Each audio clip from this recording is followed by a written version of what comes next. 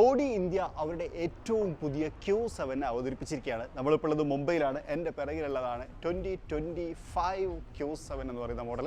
ഇതിൽ നമ്മൾ കണ്ട ഏറ്റവും പ്രധാനപ്പെട്ട ഹൈലൈറ്റുകളെ വളരെ പെട്ടെന്ന് പറയാമെന്നുള്ളതാണ് ഇന്നത്തെ വീഡിയോയിൽ നമ്മൾ ഉദ്ദേശിക്കുന്നത്. എല്ലാ കൂട്ടുകാർക്കും നമ്മുടെ പുതിയൊരു വീഡിയോയിലേക്ക് ഹൃദ്യമായ സ്വാഗതം.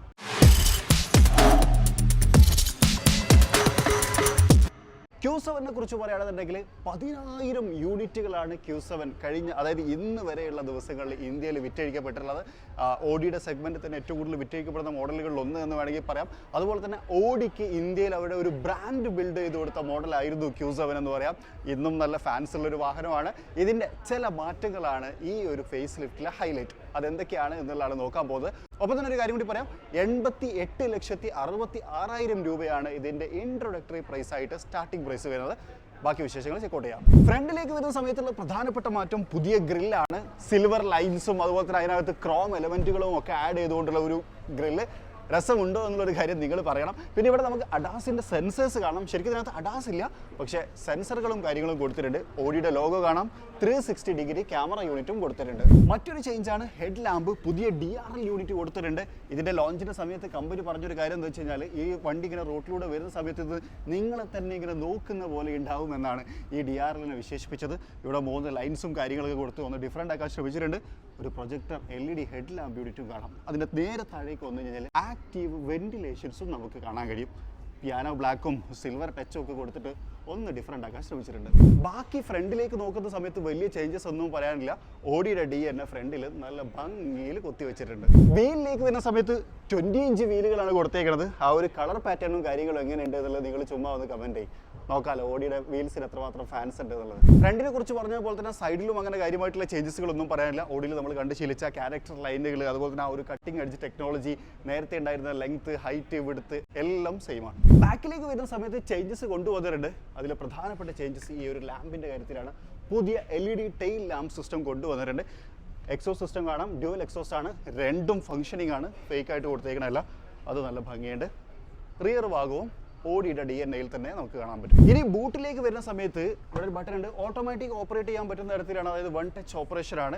മറ്റൊരു കാര്യം എന്ന് വെച്ച് കഴിഞ്ഞാൽ ഇതിനകത്ത് കുറച്ച് കാര്യങ്ങൾ നമുക്കറിയാലോ, തടഞ്ഞു നിർത്താനൊക്കെയുള്ള ഓഡി ബ്രില്യൻസ് ഇതിനകത്ത് നമുക്ക് കാണാൻ കഴിയും. വേറൊരു കാര്യം, ഈ ട്രേയില്ലേ ഇത് ആവശ്യത്തിനനുസരിച്ച്, അതായത് ഇപ്പോൾ നമ്മൾ ഇത് ഓപ്പൺ ആവുന്ന സമയത്ത് ഇത് മുകളിലേക്ക് ലിഫ്റ്റ് ചെയ്ത് നിൽക്കുന്നുണ്ട്. അത് ക്ലോസ് ചെയ്യുന്ന സമയത്ത് ഇതേപോലെ ഇങ്ങനെ താഴേക്ക് വരികയും ചെയ്യും എന്നുള്ളതാണ്. അതുകൊണ്ട് അതിനകത്ത് വേറൊരു കാര്യം കൂടി പറയാം. ഇതൊരു SUV ആണ്. 88 ലക്ഷം രൂപ വില വരുന്നതാണ്. പക്ഷേ ഇവിടെ കൊടുത്തേക്കുന്ന ബട്ടൺ സെഡാനാണ്. ഇത് മാറ്റായിരുന്നു എന്ന് തോന്നിപ്പോയി. ഇന്റീരിയറിലേക്ക് വരുന്ന സമയത്ത് കാര്യമായിട്ടുള്ള ചേഞ്ചുകൾ ഒന്നും തന്നെ പറയാനില്ല. ഓഡിയുടെ തനതായിട്ടുള്ള സ്റ്റിയറിംഗ് വീല്, ആ 3 ഡിസ്പ്ലേകളുള്ള വിർച്വൽ കോക്പിറ്റ് തുടങ്ങിയിട്ടുള്ള കാര്യങ്ങളൊക്കെ തന്നെയും അതേപോലെ നിലനിർത്തിയിട്ടുണ്ട്. ഇങ്ങോട്ട് വരുന്ന സമയത്ത് അതായത് ഡാഷ്ബോർഡിൻ്റെ ചില മെറ്റീരിയൽസ്, അതുപോലെ തന്നെ ഡോർ സൈഡിലെ ചില മെറ്റീരിയൽസ് ഒക്കെ ഒരു വുഡൻ തീമിലേക്ക് അപ്ഗ്രേഡ് ചെയ്തിട്ടുണ്ട് എന്നുള്ളതും പറയാം. സീറ്റുകൾ ഹൈലി കംഫർട്ടബിൾ ആണ്. പാനറമിക് സൺറൂഫ് വന്നിട്ടുണ്ട്. ഡാഷ്ബോർഡിനകത്ത് ലെതറാണ് കൊടുത്തേക്കുന്നത്. ഫിറ്റ് ആൻഡ് ഫിനിഷും കാര്യങ്ങളും ഒക്കെ അപ് ടു ജർമ്മൻ മാർക്കിലേക്ക് അപ്ഗ്രേഡ് ചെയ്ത് കൊടുത്തിട്ടുണ്ട്. അതായത് അപ്ഗ്രേഡ് ചെയ്തല്ല, ജർമ്മൻ അവർ അകത്തന്നെയാണല്ലോ കുറേ കാലമായിട്ടുള്ളത് എന്നുള്ളതാണ്. ഇവിടെയൊക്കെ പിയാനോ ബ്ലാക്ക് ആണ് കൊടുത്തിട്ടുള്ളത്. ഒരു പരിധി വരെ അത് സ്ക്രാച്ച് പ്രൂഫഡ് ആണ്. എന്നാൽ ചില സമയത്ത് അത് സ്ക്രാച്ച് വന്നു കഴിഞ്ഞാൽ പോവുകയില്ല എന്നുള്ളതാണ്. കപ്പ് ഹോൾഡേഴ്സും കാര്യങ്ങളൊക്കെ നമുക്കിവിടെ കാണാൻ കഴിയും. നൈസ്. ട്രാൻസ്മിഷൻ ഇവിടെ കാണാം. 4 സോൺ ക്ലൈമറ്റ് കൺട്രോൾ ഉണ്ട്. ബാക്കിലും ഫ്രണ്ടിലും നമുക്ക് സെപ്പറേറ്റ് മാനേജ് ചെയ്യാൻ പറ്റും.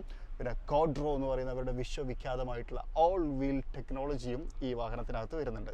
ഈ വാഹനത്തിന് 3 റോകളാണുള്ളത്. ഫ്രണ്ട്, സെക്കൻഡ്, ബാക്കിൽ. ഞാനിരിക്കുന്ന സെക്കൻഡ് റോയിലാണ്. ഇവിടെ നമുക്ക് 3ഉം സെപ്പറേറ്റ്ലി നമുക്കിങ്ങനെ അഡ്ജസ്റ്റ് ചെയ്യാൻ പറ്റും. ഇതിപ്പോൾ ഇങ്ങോട്ട് അഡ്ജസ്റ്റ് ആവുന്നില്ല, ശരിക്കും അഡ്ജസ്റ്റ് ആവുന്നതാണ്. ഇവിടെ ലിവർ ഉണ്ട്. നമുക്ക് ഫ്രണ്ടിലേക്കും ബാക്കിലേക്കും തള്ളാം. ഇതേപോലെ ഉണ്ടോ? യെസ്, ഇതും ആവേണ്ടതാണ്. ഇപ്പം എന്താ ആവാത്തത് എനിക്ക് മനസ്സിലാവില്ല. എനിവേ അത്യാവശ്യം നല്ല സ്പേഷ്യസ് ഉണ്ട്. ലെഗ് റൂം ഉണ്ട്. കാലൊക്കെ ഇതിനകത്തേക്ക് സ്ട്രെച്ച് ചെയ്ത് വെക്കാം. നല്ല കംഫർട്ടബിൾ ആണ്. തൈ സപ്പോർട്ടും ഓക്കെയാണ്. ഒരു 6 അടിക്കാരന് ഓക്കെ ആണെങ്കിൽ ഒരുവിധം എല്ലാവർക്കും ഓക്കെ ആയിരിക്കും എന്നാണ് ഞാൻ പ്രതീക്ഷിക്കുന്നത്. നേരത്തെ ബൂട്ടിനെ കുറിച്ച് പറഞ്ഞ സമയത്ത് നിങ്ങൾ വിചാരിക്കുന്നുണ്ടാവും ഇത്രയും ബൂട്ട് സ്പേസ് ആണെന്നുള്ളത്. പക്ഷേ ആക്ച്വലി ഇതുവരെയാണ് ബൂട്ട് സ്പേസ് ഉള്ളത്. ഇവിടെ നിന്ന് അങ്ങോട്ട് 3rd റോ സീറ്റാണ്. അതിപ്പം ഫോൾഡ് ചെയ്ത് വെച്ചേക്കാണ്. നമുക്ക് എന്ത് ചെയ്യാൻ പറ്റും? നിർത്താൻ പറ്റും. കേട്ടോ, ഇലക്ട്രിക്കലി ഇത് മാനേജ് ചെയ്യാൻ പറ്റും എന്നുള്ളതാണ്. 2 സീറ്റുകളും. ഇതൊരു ചൈൽഡ് സീറ്റാണ്. അത്യാവശ്യ ഘട്ടത്തിൽ എനിക്കും ഇരിക്കാൻ പറ്റുമെന്ന് തോന്നുന്നു. പക്ഷേ ലോങ് യാത്രക്ക് പ്രിഫറബിൾ അല്ല. ഇനി നമ്മൾ എഞ്ചിനെ കുറിച്ച് സംസാരിക്കണമെങ്കിൽ സ്വാഭാവികമായിട്ടും ബോണറ്റ് ഓപ്പൺ ചെയ്യണം. ഒരു 3 ലിറ്റർ V6 എഞ്ചിനാണ്. 340 ഹോഴ്സ് പവറും 500 Nm ടോർക്കുമാണ് അത് ഉൽപ്പാദിപ്പിക്കുന്നത്.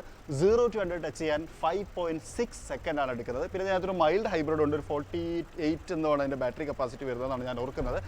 ഓഡിയുടെ ഏറ്റവും വലിയ പ്രത്യേകത അതിൻ്റെ ഡ്രൈവാണ്.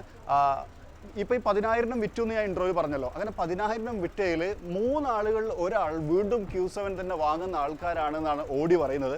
അതിനുള്ള പ്രധാനപ്പെട്ട കാരണം ഇവരുടെ ഡ്രൈവബിലിറ്റിയും അതുപോലെ തന്നെ ആ ഒരു കംഫർട്ടും കാര്യങ്ങളും ഒക്കെയാണ്.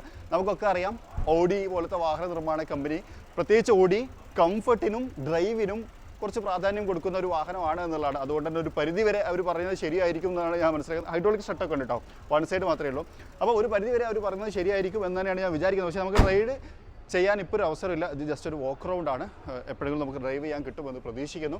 പക്ഷേ ഇതിന് മുമ്പ് നമ്മൾ ഡ്രൈവ് ചെയ്തിട്ടുള്ള എക്സ്പീരിയൻസ് വെച്ചിട്ട് അവർ പറഞ്ഞത് ഏറെക്കുറെ ശരി തന്നെയാണ് എന്നുള്ളൊരു കാര്യം കൂടി പറഞ്ഞുകൊണ്ട് ഈ ഒരു വീഡിയോ നമ്മൾ അവസാനിപ്പിക്കുകയാണ്. അപ്പോൾ മറ്റൊരു വീഡിയോയിൽ മറ്റൊരു വിശേഷമായിട്ട് കാണാം. അതുവരെ ചെറിയൊരു ബ്രേക്ക്.